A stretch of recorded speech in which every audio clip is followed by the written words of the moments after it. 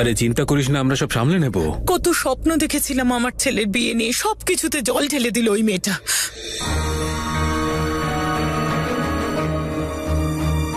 ওই মেয়েটার মুখটা দেখলেও আমার গা জ্বলে যায়।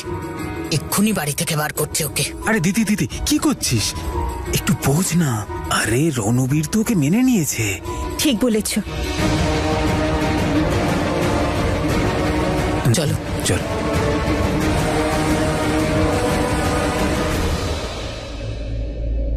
তুমি এখানে কি করছো? আসলে আমার থাকার জন্য একটা ঘর চাই, তাই। আচ্ছা, ঘর চাই শোয়ার জন্য?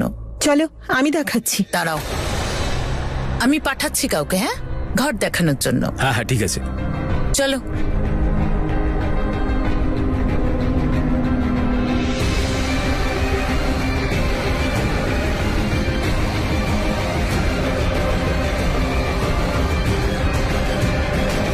ও গড, এই ঘরের কাজের লোকও কত লেজি হয়ে গেছে, এটা জলের বোতলও ভরতে পারে না কেউ। যত সব।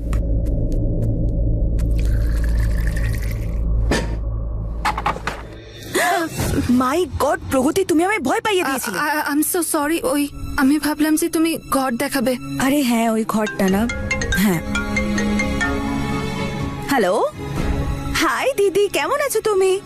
না না, এখনো অব্দি ঘুমোইনি আমি। আচ্ছা শোনো শোনো শোনো, বিফোর আই ফরগেট, ওই দীপাবলিতে যে রেড ড্রেসটা পরেছিলে না, প্লিজ আমাকে পাঠিয়ে দিও। It's lovely. আরে 2 দিনের মধ্যে এসে যাবে কুরিয়ারে। বাকি সবকিছু ঠিক আছে তো? হ্যাঁ, আচ্ছা আচ্ছা।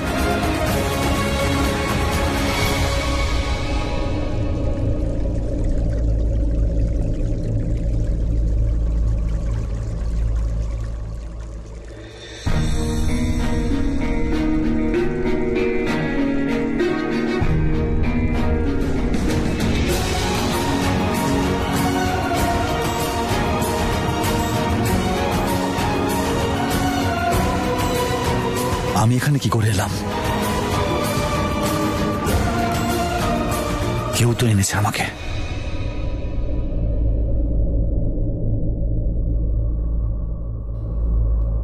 কি হচ্ছে সব? সুবিনা, তুই কটা বাজে দেখেছিস? বাবা অনেক কাজ আছে, বাস বাস 10 মিনিট।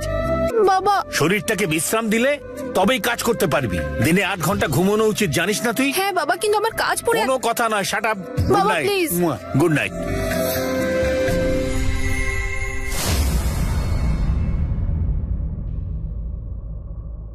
কে তুমি?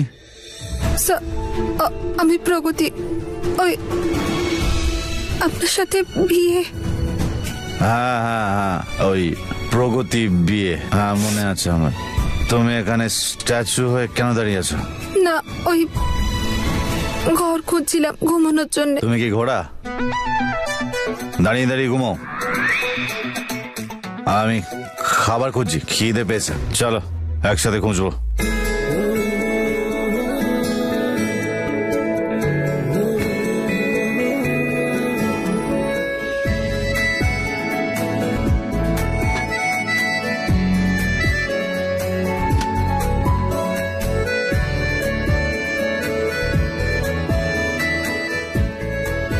স্যার, আমি খাবার গরম করে দেব?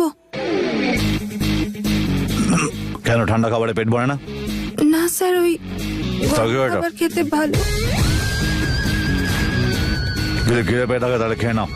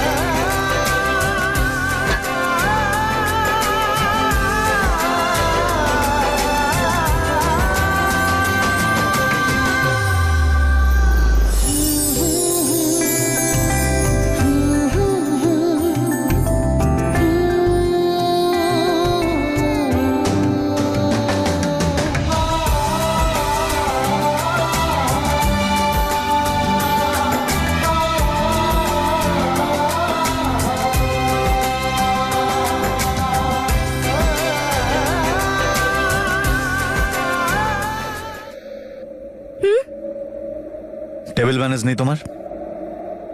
এত বড় ভারী মেয়ে স্পুন কোথায়? টেবিল ম্যানার্সের কি আছে?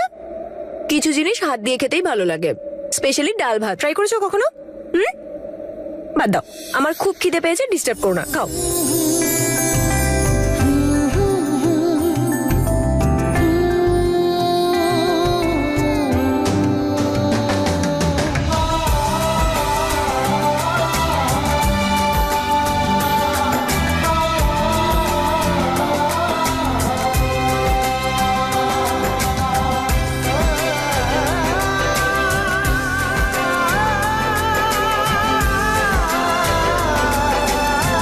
সরি স্যার, ওই খাবার শেষ হয়ে গেছে। স্যার, আমি আপনার জন্য কিছু বানিয়ে দেব? না, পেট ভরে গেছে।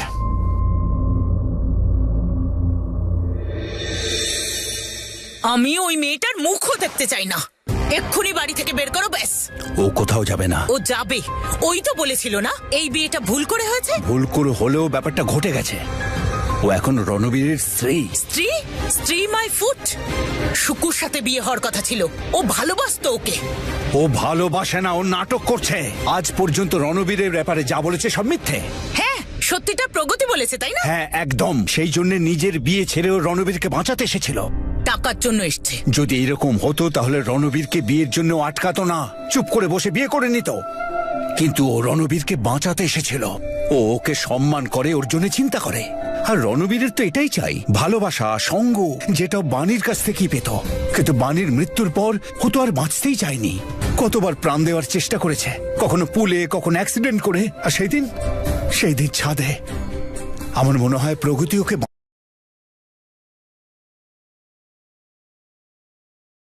দেখাবে, ওকে পাল্টে দেবে। এমনটা না হয়, আমার ছেলেকে বদলানোর বদলে ওর অতীতটাকেই বদলে দেয়। সেই অতীত যেটা শুধু রণবীর নয়, আমরাও চাপা দিয়ে রাখতে চাই।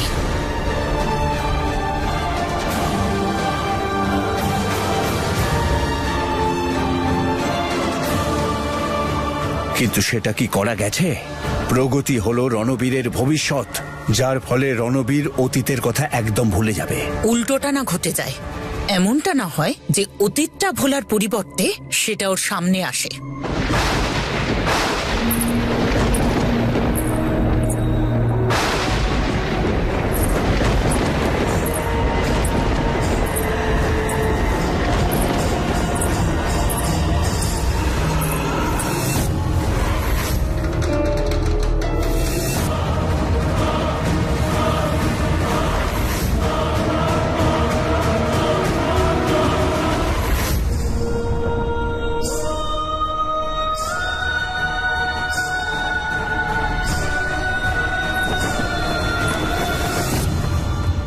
স্যার, স্যার, ওই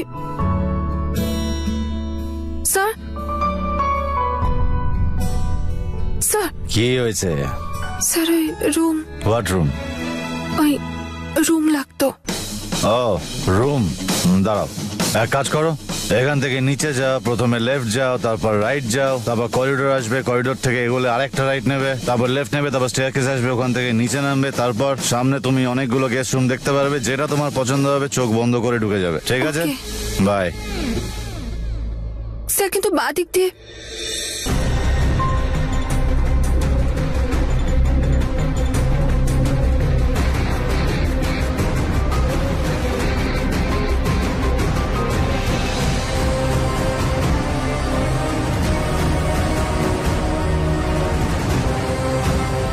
কিন্তু আমি আমার প্যারেন্টসকে কি বলবো? They just don't accept. Just let him be. আমি বলছি ওনারা বুঝবে না। It's not that easy.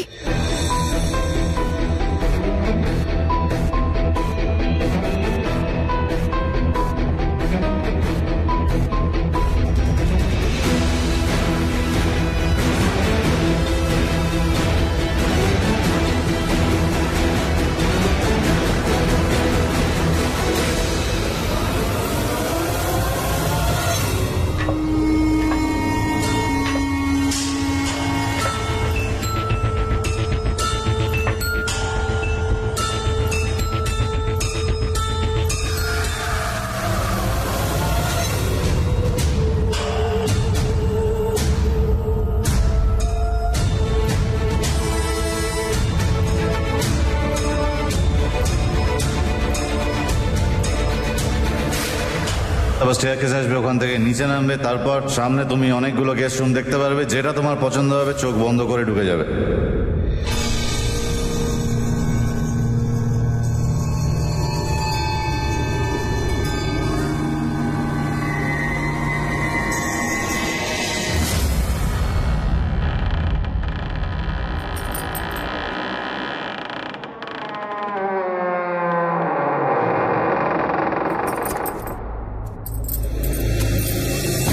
আচ্ছা, আমি এখন তোমার সাথে কথা বলতে পারবো না। It's too late. বাই।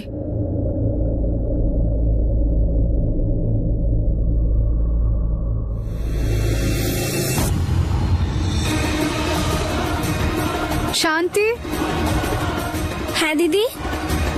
এই দরজাটা কি করে খুললো? এই অদিতি পিসি কতবার বলেছে এটাকে রাতে বন্ধ করে রাখতে। আমি সত্যি বলছি, আমি বন্ধই রেখেছিলাম। আমি জানি না কি করে খুলে গেল।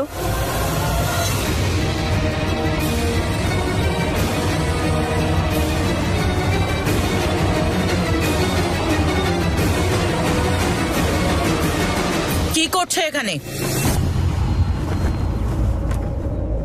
ওই আসলে আমি জিজ্ঞেস করছি কি করছো? ওই রণবীর স্যার বললেন ঘুমানোর জন্য গেস্ট রুমে চলে যেতে, গেস্ট রুম তো ওপরে। কিন্তু রণবীর স্যার বললেন নিচে। আমি বললাম তো গেস্ট রুম ওপরে। প্রিয়া, একে গেস্ট রুমটা দেখিয়ে দাও, না হলে এদিক ওদিক ঘুরে বেড়াবে। Thank you. চলো।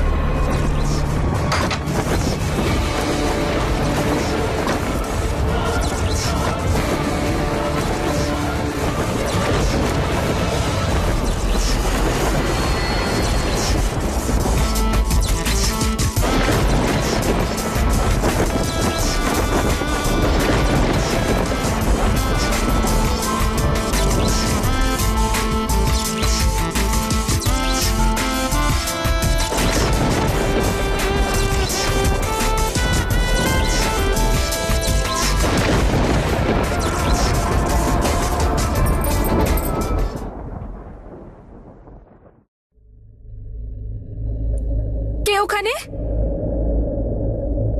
আদৌ কেউ আছে নাকি আমি স্বপ্ন দেখলাম? স্বপ্নই হবে।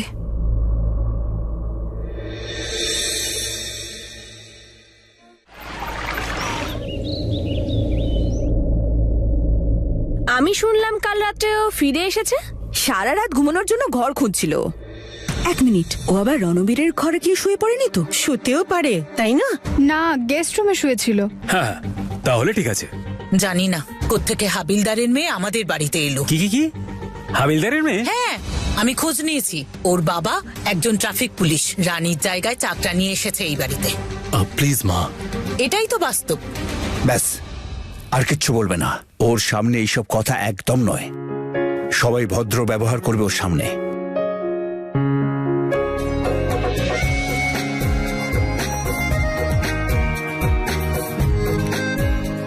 সুন্দর লাগছে আমার দেওয়া শাড়িটাই। বলছি আমি কিছু বানাবো? এত কিছু তো হয়েছে, তোমার মনে হয় এই টেবিলে কোনো কমতি আছে? মা, এদিকে এসো, এখানে বসো।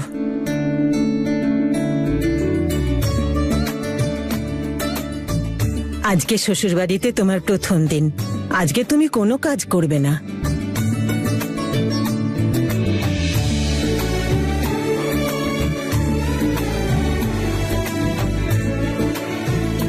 এবার খেয়ে নাও মা, কিন্তু ওই আগে স্যার আসুক তারপর। আরে রণবীরের ঘরে তো এখনো সূর্যই ওঠেনি। আর দুপুরের আগে কখনো ওঠে না। সব বদলাবে, আর সবার প্রথমে রণবীরকে দিয়েই শুরু হবে। আই হোপ যেন তাই হয়। দেখ দিদি, কিছু মনে করিস না, কিন্তু তোর জন্যই ও বিগড়েছে। ওকে একটু কন্ট্রোলে রাখতে হতো না, যেমন আমরা প্রিয়াকে রেখেছি। কিন্তু আমি আমার প্যারেন্টসকে কি বলবো? They just don't accept. Just let him be. আমি বলছি ওনারা বুঝবে না। It's not that easy. Ranbir বাচ্চা নয় যে ওকে কন্ট্রোল করবে তোমরা, আর আমাদের রণবীর বদলানোর ছেলে নয়, তাই ও যেমন আছে তেমন থাকতে দাও। আর বিজনেস না হয় হর্ষই সামলাক। দাদা, এতেই সবার মঙ্গল। না, এই বিজনেস রণবীর অনেক কষ্ট করে করেছে, আর এটা ওই চালাবে, অন্য কেউ নয়। Of course, the right thing. শুধু ওর শরীরটা একটু ঠিক হতে দাও, তারপর ও সব সামলে নেবে। সরি হ্যাঁ জামাইবাবু, আমার মনে হয় না এরকম দিন কখনো আসবে। বাবা, আরে বাবা প্লিজ। আরে হলোটা কি? এক্ষুনি এইসব বলাটা দরকার ছিল? ভূষণ, একটা প্লেট আনো। এই জন্য রণবীর এই বাড়িকে ম্যাড হাউস বলে। ও এইটাও বলে এখানে যা কিছু দেখছো সেটা কিন্তু তেমন নয়। ওর কথাটা সব সময় মনে রাখবে। কি দেখবে, এতে তো সব গন্ডগোল রয়েছে। অডিট হতে চলেছে, কোনো ব্যালেন্স শিটই পাওয়া যাচ্ছে না। ইউ মিস্টার গাঙ্গুলি, আপনি তো হেড অ্যাকাউন্টেন্ট, আপনি থাকতে আমাদের ব্যালেন্স শিট ম্যাচ করছে না কেন? I think you should resign, all of you. Sir, আমরা চেকও করেছি আর বারবার ক্যালকুলেটও করেছি, কিন্তু বুঝতে পারছি না প্রবলেমটা কোথায়। রণবীর, তুই আবার কি করছিস?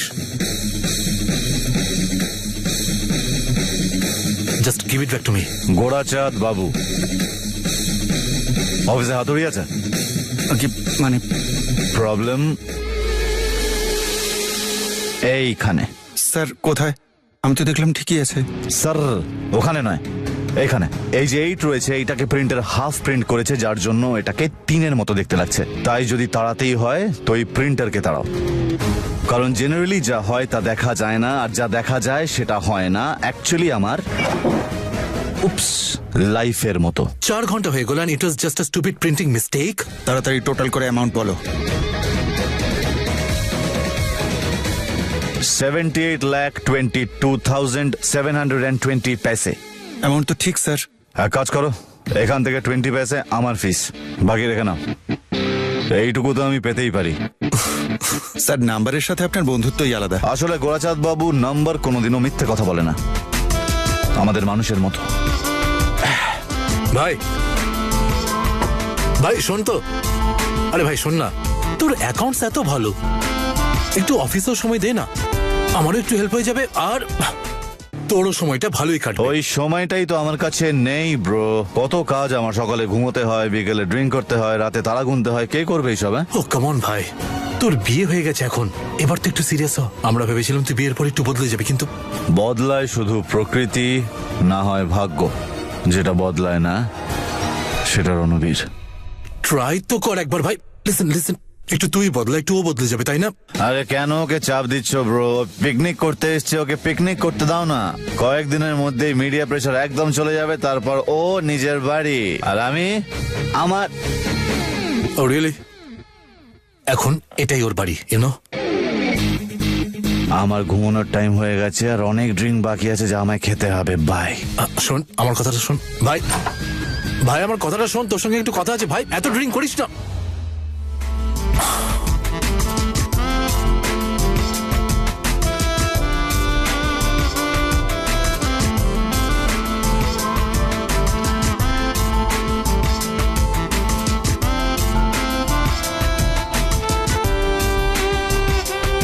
আচ্ছা ভাই আমার কথাটা শোন, বলছি যে প্লিজ বেশি ড্রিঙ্ক করিস না, ওকে?